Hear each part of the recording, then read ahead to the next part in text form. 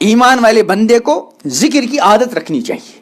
نماز بھی ذکر ہے، تلاوت بھی، سب ذکر، لیکن محض ذکر کے لیے بندے کو روزانہ آدھا گھنٹہ، 20 منٹ، 50 جتنا بھی ہو سکے. ہمارے بزرگ، ایک بزرگ کے بارے میں آتا ہے ہمارے اکابرین میں سے، اس سے پوچھا گیا بھائی حضرت آپ اب ذکر اسم ذات کتنا کرتے؟ ذکر اسم ذات کا مطلب اللہ اللہ اللہ، اسم ذات ہے نا اللہ، نہ اللہ، باقی صفاتی نام ہے اور لفظ اللہ ذاتی نام ہے.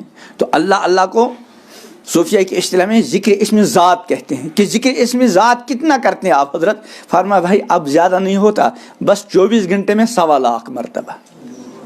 اب جو اللہ کا بندہ 24 گھنٹے میں پابندی کے ساتھ روزانہ 1.25 لاکھ مرتبہ اللہ کا ذکر نام لے، پھر ان کا نام لینا ہماری طرح غفلت والا تو ہوگا نہیں. کہ کسی نے کہا بر زباں تسبیح در دل گاؤ کھر این چنی تسبیح کا ادارت اثر. کہ زبان پر تو تسبیح ہے، اللہ کا نام ہے، اور دل میں پتہ نہیں کیا کیا چیزیں بسی ہیں. فرمایا این چنی تسبیح کا ادارت اثر، کہ یہ تسبیح جہاں زبان پہ تو اللہ کا نام اور دل کہیں اور، یہ کہاں رکھے گا اثر؟ لیکن حکیم الامت حضرت تھانوی رحمۃ اللہ فرماتے ہیں کہ نہیں، میں اس میں ترمیم کرتا ہوں. کیا فرمایا؟ بر زباں تسبیح در دل گاؤ کھر این چنی تسبیح ہم دارد اثر. کہ زبان پر اللہ کا نام ہے اور دل مختلف چیزوں میں بکھرا ہوا ہے، یہ تسبیح بھی کچھ نہ کچھ اثر رکھے گی.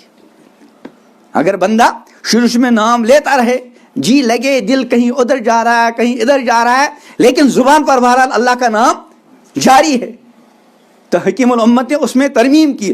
انہوں نے تو فرمایا این چنی کئی تسبیح کا ادارہ اثر. اس تسبیح سے کیا فائدہ، کیا اثر رکھے گی؟ حضرت تھانوی نے کیا فرمایا؟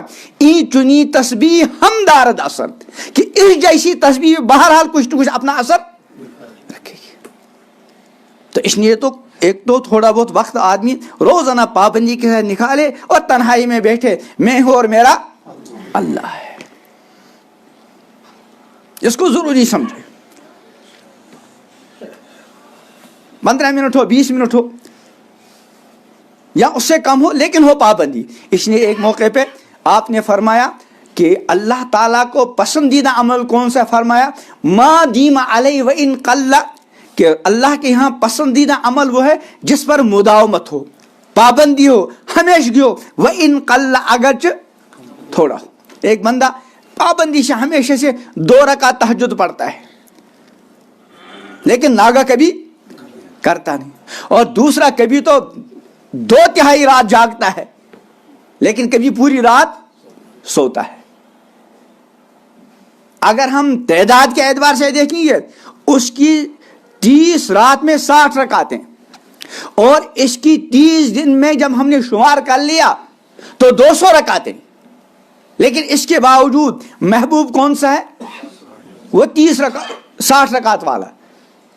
وہ 2 رکعتیں پڑھتا رہا لیکن پڑھی پابندی کے ساتھ. اس نے ایک دن 50 پڑھی یا 10 رکعت پڑھی، پھر سویا، پھر تیسرے دن 20 پڑھی، ہوتے ہوتے ایک مہینے میں 200 رکعت پڑھی. تو کمیت کے اعتبار سے، مقدار کے اعتبار سے اس کی زیادہ ہے، لیکن اللہ تعالیٰ کے یہاں پسندیدہ کون سا ہے؟ وہ جو 2 رکعت پڑھتا رہا.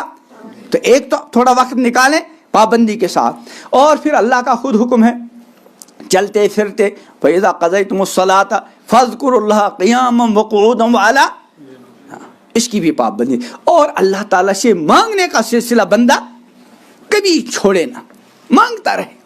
حدیث میں آتا ہے کہ اللہ تعالیٰ جس بندے کے ساتھ خیر کا معاملہ فرماتے ہیں اس کے لیے مانگنے کا دروازہ، جب ہم کو مانگنے کی توفیق ملی، بار بار ہمارے ہاتھ اللہ کی طرف اٹھ رہے ہیں، اس کا مطلب اللہ ہمارے ساتھ بھلائی کا ارادہ کر چکے ہیں. تو مانگنے کی عادت بنانی چاہیے. اور مانگنا صرف ایک ہے دعا کا پڑھنا، کر رکھیے کچھ عربی دعائیں یاد، انہی کو دوہرا رہا ہے. اچھا ہے، قرآن پاک کی جو دعائیں ان کی اپنی الگ شان ہے، حدیث کی دعاؤں کا اپنا الگ اثر ہے. اگر وہ دعائیں یاد ہوں اور ان کو سمجھ کر کہے، مانگتا رہے واقعی دعا دل کے ساتھ، وہ تو اچھا ہے. لیکن اگر ایک آدمی دعائیں پڑھتا ہے لیکن اس کو پتہ ہی نہیں میں کیا کہہ رہا ہوں، اس سے اچھا یہ ہے کہ اپنی زبان میں جو ان سی زبان اس کو آتی ہو اللہ کے سامنے اپنی حاجات کو رکھا کرے، اپنے لیے دعاؤں کا اہتمام کرے، دوسروں کے لیے، امت کے لیے، ساری انسانیت کے لیے۔ اور آج کل کے ماحول میں دعاؤں کا بہت زیادہ اہتمام کرنے کی ضرورت ہے۔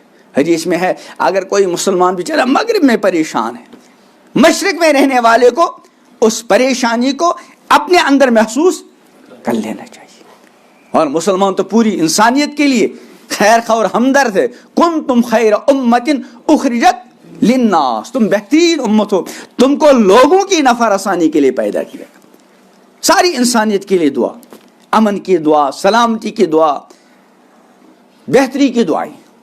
بہرحال یہ منتشر باتیں جو اس وقت اللہ پاک نے آپ کی برکت سے ذہن میں ڈال دی اور آپ کے سامنے عرض کی، اللہ تعالیٰ اس میں جو کوتاہیاں ہوئیں اللہ تعالیٰ معاف فرمائیں، اور جو کچھ اللہ پاک کے توفیق سے فائدے کی بات کہی گئی اللہ تعالیٰ مجھے بھی اس پر عمل کی توفیق عطا فرمائیں، آپ حضرات کو بھی۔